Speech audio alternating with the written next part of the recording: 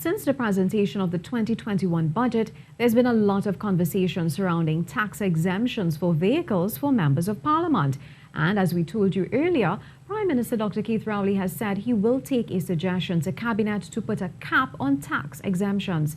The Prime Minister, during his contribution to the budget debate, expressed concern that the process for tax exemptions on vehicles for members of parliament was being abused. However, he said he's not going to make a unilateral decision. I will propose to my colleagues at the Cabinet, because I am not going to unilaterally make a decision like this.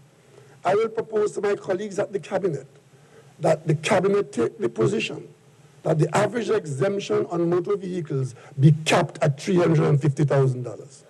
Because, Madam Speaker, that will give you a fine car. Responding to the contributions by various speakers on the opposition bench, the Prime Minister said it seems their arguments were based on several main issues that they resolved to prevent, namely the establishment of the Revenue Authority, the establishment of a gaming commission, and the property tax. And the people want local government reform, and you know that that collection of that tax is to go to local government, to fund local government. You come here and talk about local government not being funded, how much you didn't see, how much you didn't get, but you've resolved to prevent property tax.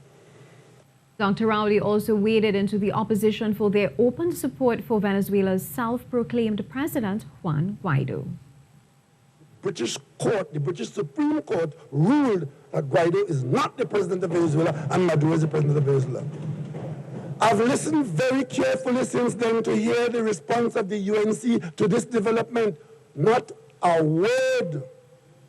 You know why? Because they attempted to mislead the people of Trinidad and Tobago, and the government of Trinidad and Tobago stood on the principles that we always stand on, and we didn't need any British ruling to come to that conclusion. The budget debate concluded on Wednesday with the lower house going into the Standing Finance Committee, where they examined the areas of expenditure.